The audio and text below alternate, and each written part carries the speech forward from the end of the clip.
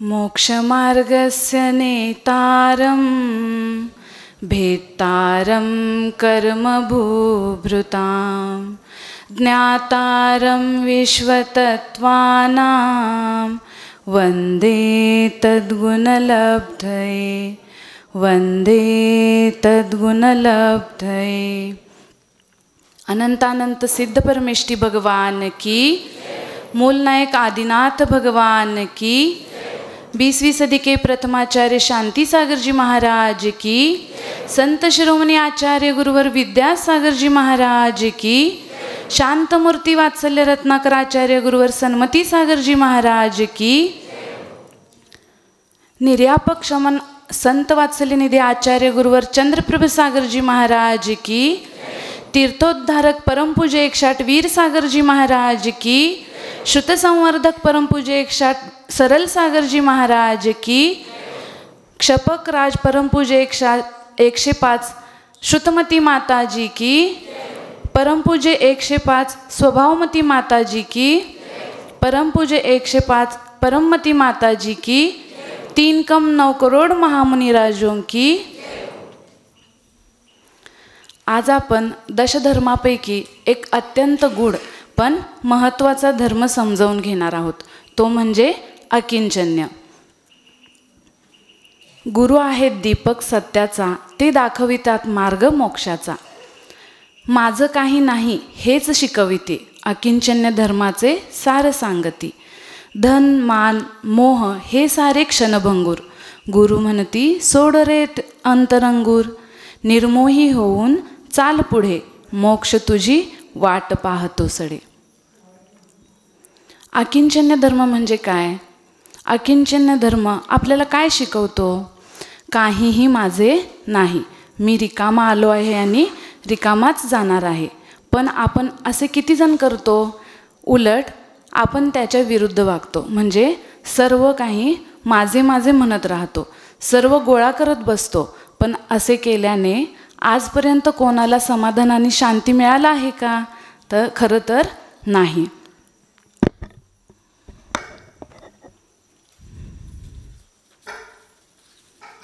एकदा एक शिष्य गुरूंच्या चरणामध्ये साधना करण्यासाठी आलेला असतो। बराच काळ निघून गेल्यानंतर सुद्धा त्याची साधना सिद्धीला पोहोचू शकत नाही। मग त्या शिष्याने काय केलं तर आपल्या गुरूंच्या समोर आपली पीडा व्यक्त केली। तो गुरूंना म्हणाला, गुरुदेव, आपल्या चरणामध्ये 1 वर्ष झालं मी साधना करत आहे। आपण तर म्हणाला होतात की आपण मला परमात्म्याचा साक्षात्कार करून देणार, पण खूप काळ गेला तरी मला अजून परमात्म्याचा साक्षात्कार तर नाही, साधा आभास सुद्धा झाला नाही। आपल्या चरणात राहून साधना केल्यानंतरही मला सिद्धीपासून वंचित राहावे लागेल का? शिष्याची ही प्रार्थना ऐकून गुरु काय केले? हसले आणि शिष्याला म्हणाले, चल आजच मी तुला परमात्म्याचा साक्षात्कार करवतो। असं म्हणून गुरूंनी काय केलं, त्या शिष्याला काही दगड दिले आणि त्याला सांगितलं, समोर जी पहाडी दिसते तिथं हे सगळे दगड घेऊन तुला यायचं आहे। तिथं तू आल्यानंतर तिथंच तुला मी परमात्म्याचं रहस्य सांगतो, पण येताना तुला हे सगळे दगड घेऊन यावे लागतील। गुरूंनी सांगितल्याप्रमाणे शिष्य काय करू लागला, ते दगड घेऊन ती टेकडी चढू लागला। पण दगडांच्या ओझ्यामुळे तो अस्वस्थ झाला आणि विचार करू लागला, जर या दगडांच्या ओझ्यामुळं मला वर जायला वेळ झाला तर मला परमात्म्याच्या रहस्यापासून वंचित राहावं लागेल। मग त्यानं काय केलं, एक एक दगड तो टाकत वर गेला। ते दगडाचं ओझं कमी झाल्यामुळं तो उत्साहानं सहजच वर पोहोचला। तेथे गुरु त्याची प्रतीक्षा करत होते। शिष्याला रिकाम्या हाताने आलेलं पाहून गुरु म्हणाले की ते दगड कुठे सोडून आलास? शिष्य म्हणाला, गुरुदेव, दगडांच्या ओझ्यामुळे मला वर चढणं कठीण झालं होतं, त्यांना ओझं समजून मी खालीच फेकून आलो, नाहीतर मी परमात्म्याच्या रहस्य जाणण्यापासून वंचित राहिलो असतो। गुरु म्हणाले, हे वत्स, फक्त बाहेरचे दगड फेकून काम चालणार नाही, बाहेरच्या ओझ्यासोबत आतील ओझं उतरवणं जरुरी आहे। जोपर्यंत मनावर काम, क्रोध, लोभ आणि मोहाच्या दगडांचं ओझं आहे, तोपर्यंत आत्मा परमात्मा बनणं संभव नाही. आत्म्याचं कल्याण करायचं असेल तर बाहेरून आणि आतून हलकं होणं गरजेचं आहे. या हलकेपणाचंच नाव काय आहे तर अकिंचन्य. न किंचनम अकिंचनम तस्य भावम अकिंचन्यम. किंचितसुद्धा माझं नाही या भावनेला अकिंचन्य धर्म म्हणतात. म्हणजेच सर्व परवस्तूंचा त्याग. आपल्यासारखा एखाद्याला प्रश्न पडू शकतो की जर सगळंच त्याग केलं तर शिल्लक काय राहणार. तेव्हा साधू म्हणतात की असं काही जरुरी नाही की बाहेरून सर्व काही त्याग केल्यानंतर आतून सर्व सुटू शकेल. असंही होऊ शकतं. बाहेरून सगळं सोडलेलं असलं तरीसुद्धा आपल्या आतमध्ये सगळं भरलेलं असू शकतं. अध्यात्माची साधना मात्र बाहेरील त्यागाने फलीभूत होत नाही, तर त्यासाठी आतून सर्व काही त्याग केलं पाहिजे. हे माझं आहे असा अभिप्रायाचा त्याग म्हणजेच अकिंचन्य. अध्यात्माच्या साधनेमध्ये ममत्वाचा त्याग अनिवार्य आहे, कारण ममता दुःखाचं कारण आहे. जगात अनेक चांगल्या वाईट गोष्टी घडत असतात, पण त्या सगळ्याच गोष्टींचा आपल्यावर फरक पडत नसतो. पण जर एखादी आपल्या जवळची व्यक्ती असेल, तिच्या बाबतीत एक छोटीशी जरी घटना घडली तर ती आपल्याला प्रभावित करून जाते. एक सेठजी असतात, त्यांचा मुलगा लहानपणीच हरवतो. त्याला शोधण्याचा ते खूप प्रयत्न करतात, पण तो काही सापडत नाहीत. असेच काही वर्ष निघून जातात. त्यांना एका नोकराची गरज असते आणि एक 15 वर्षाचा नोकरसुद्धा त्यांना मिळतो. त्याला ते सगळं घरातील शेतातील सगळं काम रात्रंदिवस त्याला ते राबवून घेत असतात. मग काय होतं, एकदा तो आजारी पडतो. मग आजारी पडल्यानंतर तो कामाला येऊ शकत नाही. मग सेठानी काय करत असते, त्याला हाक मारत असते, पण आजारी असल्यामुळे तो येऊ शकत नाही. मग ती सेठानी काय करते, त्याच्या नोकराच्या खोलीमध्ये जाते आणि रागारागाने हिसका देऊन त्याला उठवायचा प्रयत्न करत असते. तेवढ्यात तिला त्याच्या हातावर एक गोंधन दिसतं. मग तिला आश्चर्य वाटतं ते गोंधन पाहून, कारण लहानपणी तिच्या मुलाच्या हातावर जसं गोंधन असते तसंच त्याच्यासुद्धा हातावर असते. मग ते पाहिल्यावर तिला मनात विचार येतो की हा आपलाच मुलगा असू शकतो. मग ती त्या मुलग्याला विचारते, तेव्हा तो म्हणतो की मी लहान असताना हरवलेलो आणि तेव्हापासून हे नावाचं गोंधन माझ्या हातावर आहे. मग ती काय करते, सेठजीला बोलवते आणि सगळी घटना सांगते. ज्या क्षणाला त्यांना कळते की हा आपला मुलगा आहे, त्यावेळी लगेच त्यांचे काय होतात, वागणूक बदलते. पूर्वी जेव्हा माहीत नव्हतं तेव्हा नोकर समजून त्याला ते चुकीची वागणूक देत होते, पण मुलगा आहे हे माहीत झाल्याबरोबर लगेच वैद्यांना बोलवतात, त्याच्यावर उपचार करतात आणि त्याच्यावर प्रेमाचा वर्षाव चालू होतो. म्हणूनच ममतेचा त्याग केला पाहिजे. इष्टोपदेशमध्ये सुद्धा पूज्यपाद आचार्य सांगतात, बद्धते मुच्यते जीवो सममो निर्ममो क्रमात तस्मात सर्व प्रयत्नेन निर्ममत्वम परो भवेत. अर्थात हा जीव ममत्वामुळे कर्मबंधाला प्राप्त होतो व ममत्वावर विजय प्राप्त केल्यानंतर मुक्तीला प्राप्त होतो. म्हणून सर्व प्रयत्न करून आपण सर्वांनी निर्ममत्व होण्याचा प्रयत्न केला पाहिजे. हे माझं नाही हा बोध ज्या क्षणी जागृत होईल त्या क्षणी अकिंचन्यत्वाची प्राप्ती होईल. या संदर्भात आपल्या सर्वांना माहीत आहे, सुकुमाल मुनींची कथा अगदी अचूक बसते. ज्यांना एक लहानसा मोहरीचा दाणासुद्धा टोचत असतो, जे सूर्यप्रकाश पाहूसुद्धा शकत नसतात, म्हणून त्यांना काय केलेलं असते, रत्नांच्या प्रकाशामध्ये वाढवलेलं असते. त्याच सुकुमाल मुनींना जेव्हा वैराग्य उत्पन्न झालं तेव्हा कोल्हीन आपल्या लहान 2 बछड्यांच्या सोबत 3 दिवस त्यांच्या शरीराचे लचके तोडत राहिली, पण ते किंचितही चलायमान झाले नाहीत. किती आश्चर्य आहे पहा. जोपर्यंत शरीरावर ममत्व होतं तोपर्यंत मोहरीचा इतका लहानसा दाणासुद्धा त्यांना टोचत होता, आणि ज्यावेळी शरीरावरचं ममत्व सुटलं तेव्हा कोल्हीन खात होती तरीसुद्धा ते आत्मस्वभावामधून किंचितसुद्धा चलायमान झाले नाहीत. मग ममत्व म्हणजे काय, तर मनुष्याच्या मनामध्ये 3 गोष्टींच्यामुळं ममत्व उत्पन्न होतं. शरीर, संपत्ती आणि संबंधी म्हणजे नातेवाईक. मनुष्याला शरीरावर खूप मोह असतं. रात्रंदिवस तो काय करत असतो, त्याच्या पोषणामध्ये लागलेला असतो. पण कोणाचंच शरीर शाश्वत नाही. नष्ट होणार आहे. आपण देखील आपल्याला थोडासा जरी काही त्रास झाला तर लगेच आपण काय करतो, त्याच्या सेवेमध्ये लागतो. शरीराच्या मोहात पडून जीव संसार परिभ्रमण करत राहतो. म्हणून शरीरावरील ममत सोडलेल्या मेघरथ राजाची गोष्ट आपण आता पाहायची आहे. मेघरथ राजा आपल्या सभेमध्ये बसलेला असताना काय होतं की एक कबूतर उडून येऊन त्याच्या मांडीवर बसतं. त्याच्या मागोमागच एक बाज पक्षी येतो आणि तो राजाला म्हणतो की हे माझं भक्ष्य आहे आणि तू ते मला परत दे. राजा म्हणतो की ते माझ्या आश्रयाला आलेलं आहे, मी हे परत देणार नाही. मग बाज पक्षी म्हणतो की बरं ठीक आहे राहू दे, पण तू मला त्याच्या वजना एवढं मांस दे तर मी त्याला सोडेन. मग राजा विचार करतो, राजा धार्मिक असतो, मग त्याला मांस द्यायचं कुठलं. मग तो विचार करतो की आपण आपल्या स्वतःच्या शरीराचंच मांस काढून त्याला द्यायचं.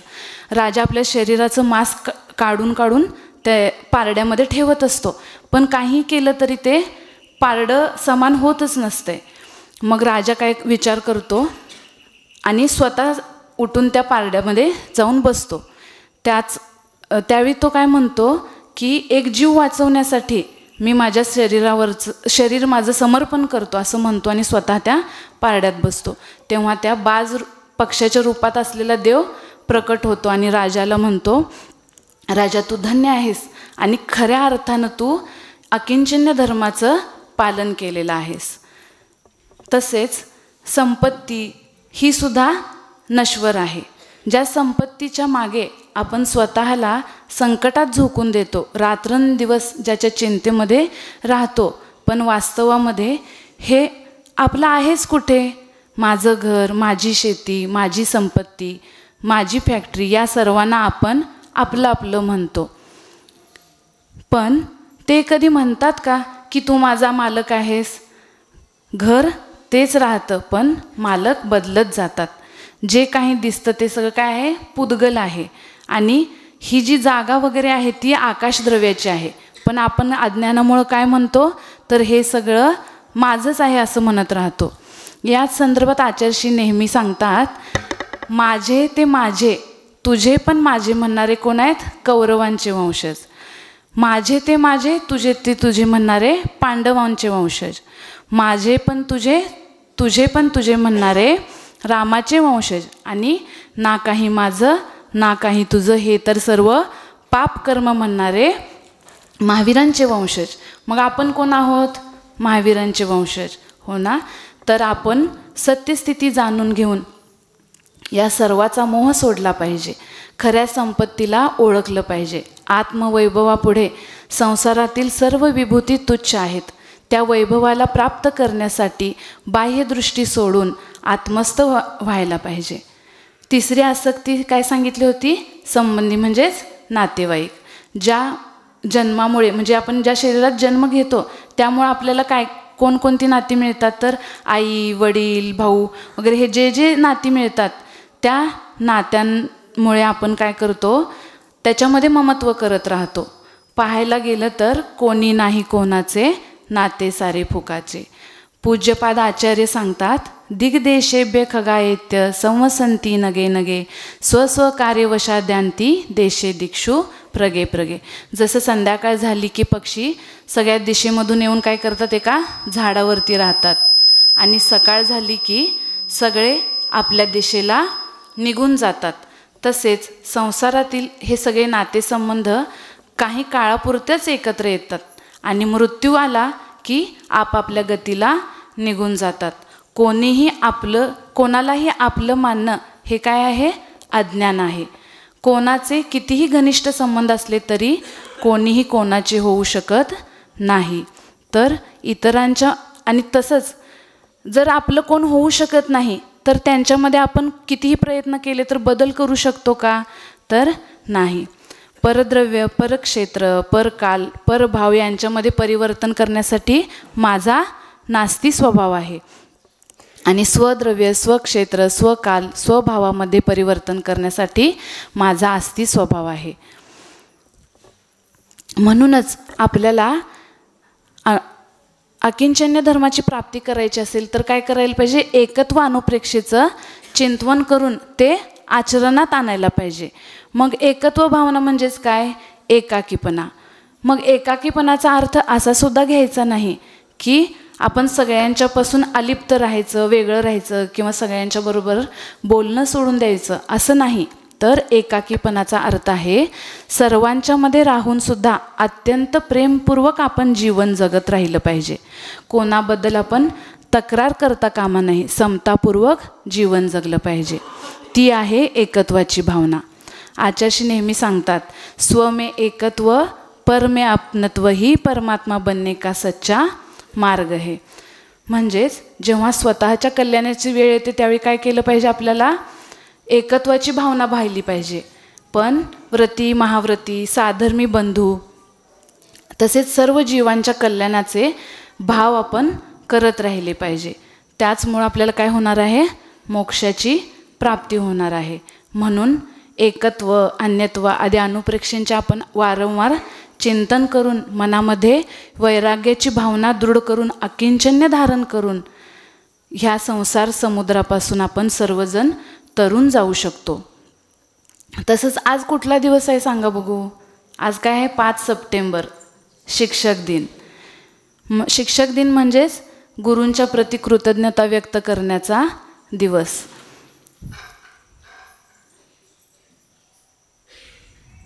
म्हणून मी आज माझ्या गुरूंच्याबद्दल कृतज्ञता व्यक्त करण्याचा थोडासा प्रयत्न करते.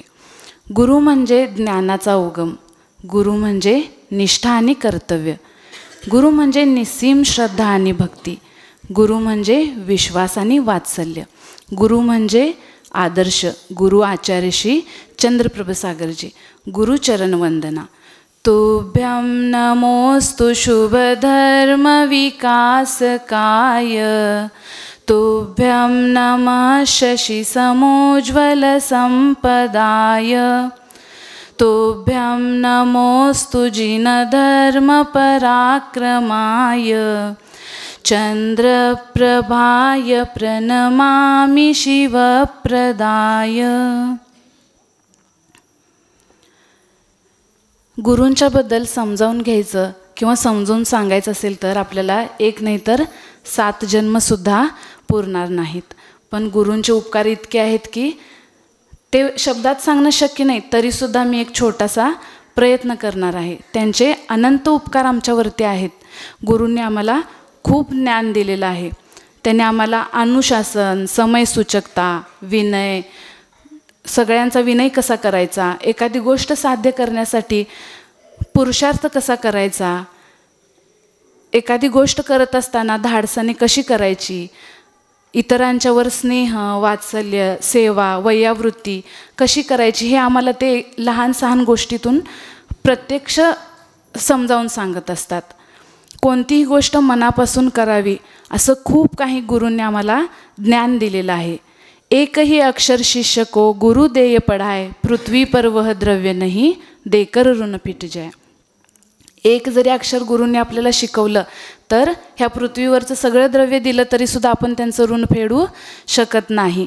मग ह्या गुरूंनी तर आम्हाला इतकं खूप ज्ञान दिलं, ते आम्ही मोक्षाला जरी गेलो तरी त्यांचं ऋण कधी फेडू शकणार नाही. जीवनातील आपले प्रथम गुरु आपले आई वडील असतात. शालेय जीवनातील गुरु, आध्यात्मिक गुरु आचार्य कुलरत्नभूषण महाराजांच्यामुळं मी धर्मात आले आणि आचार्य गुरुवर चंद्रप्रभ सागर महाराजांच्यामुळं मला वैराग्याची प्राप्ती झाली, वैराग्य दृढ झालं. तसंच शिबिराच्या माध्यमातून प्रशांत सागर महाराजजी, बाहुबलीमध्ये असताना गजाबून, सुजाताताई, कुसुमताई अशा अनेक गुरूंच्याकडून मला खूप ज्ञान मिळालेलं आहे. त्यांचे उपकार मी कधीही फेडू शकत नाही. म्हणूनच मी त्यांच्याविषयी इथं कृतज्ञता व्यक्त करते. तसंच आमचं काही चुकलं किंवा काही आमच्याकडून वागण्यामध्ये बदल झाला तर गुरु आम्हाला रागावून असू दे, प्रेमानं असू दे, खूप काही समजावून सांगतात. थोडक्यात सांगायचंच झालं, कुछ गलत होने पर डांट देते हैं, फिर हमें प्यार से समझा भी देते हैं, और खून का रिश्ता तो नहीं हमारा पर हमारे लिए जान भी देते हैं. माँ बाप के अलावा एक गुरु ही तो होते हैं, माँ बाप के अलावा एक गुरु ही तो होते हैं जो हमारे लिए सब कुछ करते तो है और हमें अपनी मंजिल तक पहुंचा देते हैं. आपण सगळे जाणतो की गुरु हेच खरे मार्गदर्शक आहेत. त्यांच्या वचनातून आपल्याला सत्य, त्याग आणि मोक्षाचा मार्ग कळतो. गुरूंच्याकडून जे काही मिळालं ते सर्व आचरणात आणून जास्तीत जास्त पुरुषार्थ करून लवकरात लवकर माझ्यातील दोष नष्ट होऊन मी एक चांगला शिष्य बनण्याचा प्रयत्न करत राहीन. हे सगळं कसं होणार आहे? पण गुरूंच्या तोंडात असू दे किंवा जिनवानीमधून असू दे, स्वाध्याय केल्यानंतरच आपल्याला हे सगळं शक्य होणार आहे. कसं? जिनवानीमध्ये जे सांगितलं आहे ते जर आपण स्वतःसाठी आहे असं जर विचार करून स्वतःमध्ये बदल केलो तर ते शक्य आहे. जर आपण स्वाध्याय करत असताना इतरांचे दोष बघण्यासाठी जर स्वाध्याय केलो तर ते कधीही शक्य होणार नाही. आणि हीच म्हणजे आजची प्रवचन भक्ती भावना आहे. आपण एका छोट्याशा भजनाच्या माध्यमातून गुरूंच्या बद्दलची भक्ती व्यक्त करूया. आपण ही सर्वजण मला या भजनामध्ये साथ द्या. नाता जोड़ लिया गुरु से, नाता जोड़ लिया, नाता जोड़ लिया गुरु से, नाता जोड़ लिया. इस जग की माया नगरी से, इस जग की माया नगरी से रिश्ता तोड़ लिया, नाता जोड़ लिया गुरु से, नाता जोड़ लिया गुरु से. हाथ में हाथ लिए साथ चलना बाबा, हाथ में हाथ लिए तो चलना बाबा. आस बस तुमसे है लाज रखना बाबा,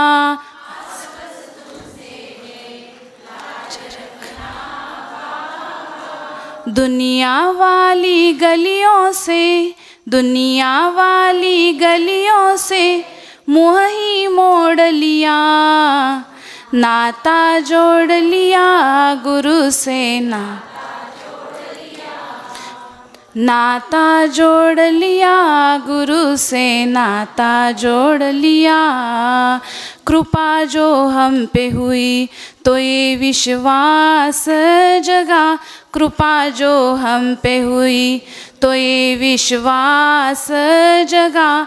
किया जितना तुमने करे ना कोई सगा, किया जितना तुमने करे ना कोई सगा.